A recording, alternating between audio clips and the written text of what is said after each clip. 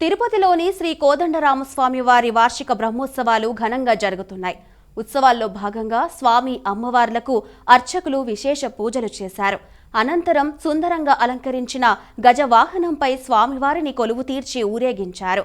గజరాజులు ముందుకు కదులుతూ ఉండగా భక్తజన బృందాలు చెక్కభజనలు, కోలాటాలతో స్వామివారిని కీర్తిస్తూ ఉండగా మంగళ వాయిద్యాల నడుమ స్వామివారి వాహన సేవ కోలాహలంగా జరిగింది. శ్రీనివాస గోవింద, శ్రీ వెంకటేశ గోవింద, భక్తవత్సల గోవింద, భాగవత ప్రియ గోవింద, నిత్య నిర్మల గోవింద, నీలమేఘ శ్యామ గోవింద,